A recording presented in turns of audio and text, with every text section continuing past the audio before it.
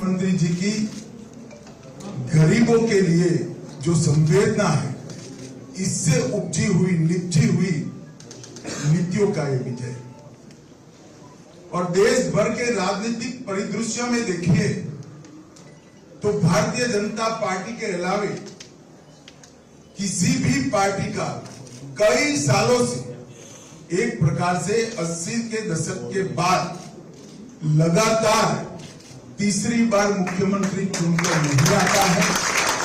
अगर आता है तो वो भारतीय जनता पार्टी का ही आता है। और वो बताता है कि भारतीय जनता पार्टी ने अपनी स्थापना से जो लोगों के विकास के लिए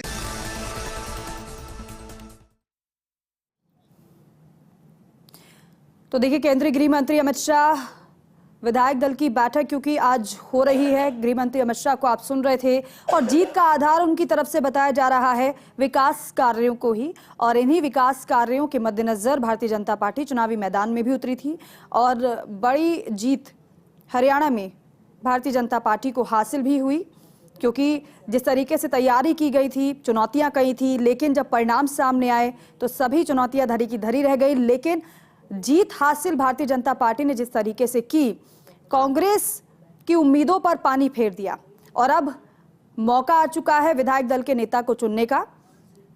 वरिष्ठ नेता इस वक्त आप देख रहे हैं एमपी के सीएम मोहन यादव को आप देख रहे हैं अमित शाह के साथ, और नायब सिंह सैनी विधायक दल के नेता चुन लिए गए हैं। इस वक्त की बड़ी खबर, नायब सिंह सैनी विधायक दल के नेता चुन लिए गए हैं, यानी कि हरियाणा के मुख्यमंत्री नायब सिंह सैनी ही। हालांकि भारतीय जनता पार्टी नायब सिंह सैनी के नेतृत्व में ही चुनाव लड़ी थी, ये साफ पहले ही कर दिया गया था कि क्या कुछ भी बयानबाजी हो, लेकिन नेता नायब सिंह सैनी ही हैं और उन्हें विधायक दल का नेता चुन लिया गया है। और शपथ ग्रहण समारोह नायब सिंह सैनी का अब होगा। हालांकि चुनाव से कुछ समय पहले ही उन्हें प्रदेश की कमान सौंपी गई थी, सीएम का चेहरा बदला गया था प्रदेश में और उसका फायदा भी भारतीय जनता पार्टी को मिला। लेकिन विधायक दल के नेता चुन लिए गए नायब सिंह सैनी और अब शपथ ग्रहण समारोह की तैयारी। गृह मंत्री अमित शाह बतौर पर्यवेक्षक पहुंचे हरियाणा और ये बेहद अहम हो जाता है, गृह मंत्री अमित शाह का बतौर पर्यवेक्षक पहुंचना हरियाणा में भारतीय जनता पार्टी ने एक बार फिर से सरकार बनाई है और अब सरकार गठन की तैयारियां नए सिरे से।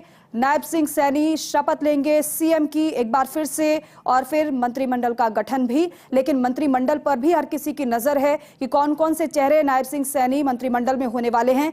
क्या वही चेहरे होंगे जो हमने इससे पहले देखे या फिर कुछ बदलाव भी किया जाएगा, और अगर बदलाव होता है तो कौन कौन से चेहरे मंत्रिमंडल में शामिल होंगे, किस समीकरण के तहत उन चेहरों को मंत्री पद दिया जाएगा, क्योंकि दावेदार तो कई दावेदार हैं। लेकिन बड़ी खबर इस वक्त यही है, हरियाणा में भाजपा विधायक दल की बैठक और विधायक दल की बैठक में नायब सिंह सैनी को विधायक दल का नेता चुन लिया गया है। इस वक्त की बड़ी खबर, बैठक में अमित शाह, डॉक्टर मोहन यादव शामिल हुए और गृह मंत्री अमित शाह की तरफ से इस बात की घोषणा भी कर दी गई। कल मुख्यमंत्री पद की शपथ लेंगे नायब सिंह सैनी। हालांकि ये तय था चेहरा ही, लेकिन घोषणा बाकी रह गई थी। औपचारिकता विधायक दल की बैठक की हुई पूरी और उसके बाद नायब सिंह सैनी को विधायक दल का नेता चुन लिया गया है। हरियाणा में नई सरकार के गठन के अब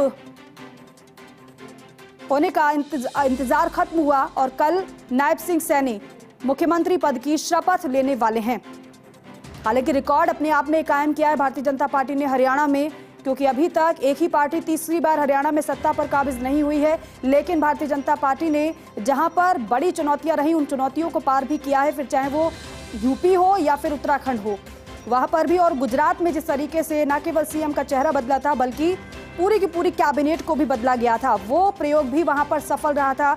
और यहाँ हरियाणा में चुनाव से एंड वक्त पहले भाप गई थी भारतीय जनता पार्टी की। यहाँ पर नाराजगी कहीं ना कहीं है लोगों में, एंटी इनकम्बेंसी का खामियाजा भुगतना पड़ सकता है और इसीलिए चुनाव से कुछ समय पहले ही सीएम के फेस को बदला भी गया और जिस मंशा के साथ, जिस उद्देश्य के साथ सीएम का चेहरा बदला गया था, वो उद्देश्य पूरा भी हुआ।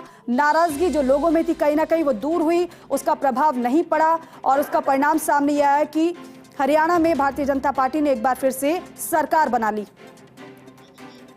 और दिल्ली न्यूज एडिटर अदिति नागर हमारे साथ जुड़ रहे हैं फोन लाइन पर। अदिति, हालांकि ये तय था नायब सिंह सैनी ही मुख्यमंत्री बनेंगे हरियाणा के अगले, क्योंकि बीजेपी ये साफ करके पहले ही चल रही थी।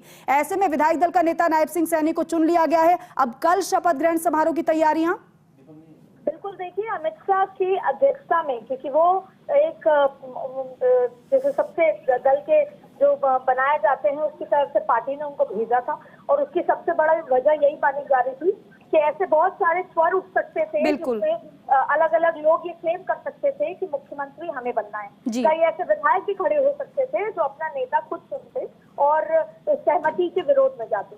यही वजह थी कि अमित शाह वहां पर पर्यवेक्षक के रूप में गए। और नायब सिंह सैनी को लेकर अमित शाह का एक बयान आपको याद होगा, जब उन्होंने कहा था कि नायब सिंह सैनी की अध्यक्षता में ही हम चुनाव में उतर रहे हैं। और जाहिर तौर पे ये तय माना जा रहा था कि नायब सिंह सैनी ही मुख्यमंत्री होंगे, क्योंकि जब बात रिवर्स पोलराइजेशन की थी, जब बात ये थी कि अगर जाटों की सरकार आती है तो किस तरीके से जो नॉन जाट वोटर्स हैं जिन्होंने जमकर वोट किया उनके लिए क्या होगा, तो उनके लिए यही माना जा रहा था कि एससी वर्ग से, ओबीसी वर्ग से किसी व्यक्ति को बनाया जाएगा। और जाहिर तौर पे नायब सिंह सैनी को यहाँ पर विधायक दल का नेता चुन लिया गया है। अगले 5 साल नायब सिंह सैनी मुख्यमंत्री रहने वाले हैं। सबसे महत्वपूर्ण बात यह है कि चाहे फिर वो पूर्व मुख्यमंत्री हो मनोहर लाल खट्टर, वो ये बयान दे चुके हैं कि मेरी ही अच्छी नीतियों की वजह से सरकार आई है। वहीं अनिल विज, जाहिर तौर पे अनिल विज चाहते थे कि उनका नाम का अनाउंसमेंट हो, पंजाबी उससे आते हैं और जाहिर तौर पे एक बड़ा वर्ग है पंजाबी जो भारतीय जनता पार्टी को वोट करता है। वहीं अगर आप जगजीत सिंह का जिक्र करें तो इस तरीके से बहुत सारे ऐसे लोग थे जो चाहते थे। लेकिन अब विधायक दल की बैठक में केंद्र की तरफ से जो पर्यवेक्षक आए उनकी अध्यक्षता में, उनकी प्रेजेंस में नायब सिंह सैनी को मुख्यमंत्री चुन लिया गया है।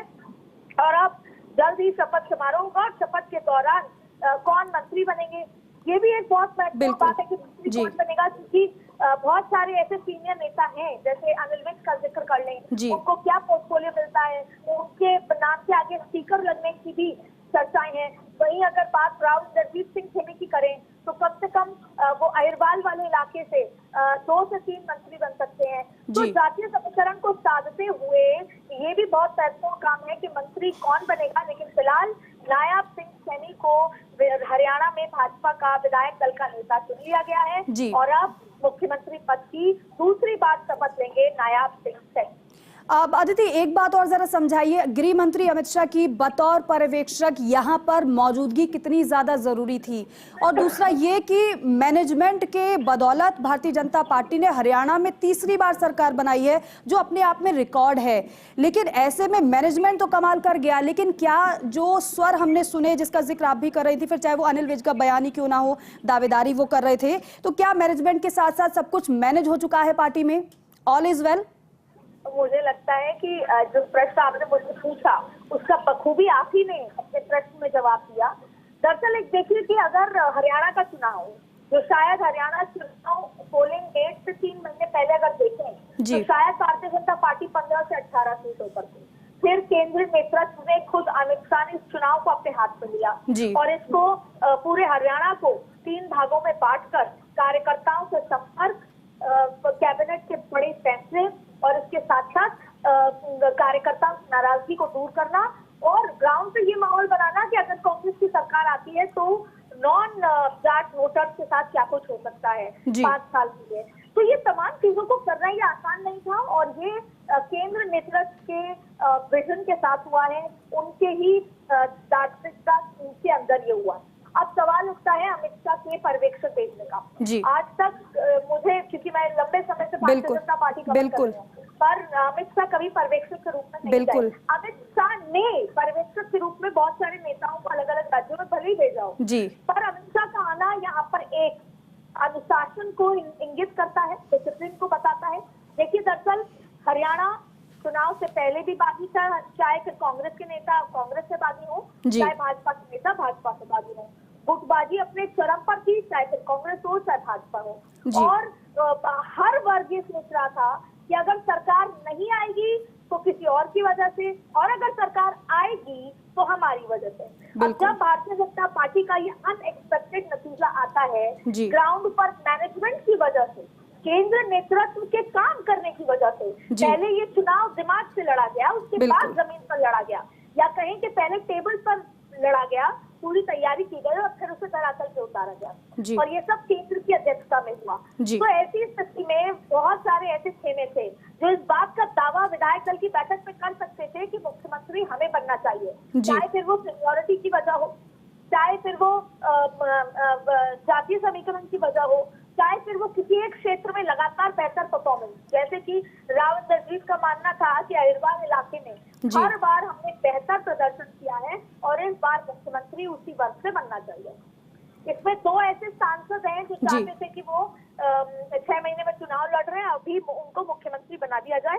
और बेहद साफ शब्दों में अगर मैं बात करूं तो जी। मनोहर लाल खट्टर के समर्थक भी चाहते थे कि वो वापस से मुख्यमंत्री बने, उनके खुद के मन में भी ये मंशा थी, और वहीं राव इंद्रजीत सिंह के मन में, वहीं अनिल विज का तो खुलेआम बयान आ गया। बिल्कुल। ऐसे कई वर्ग थे, लेकिन अमित शाह ये चाहते थे कि जब विधायक दल की बैठक हो तो वो जी। देखना चाहते थे कि कौन खड़े होके ये कहता है कि मैं मुख्यमंत्री बन सकता हूँ या मेरा ये नेता बन सकता है।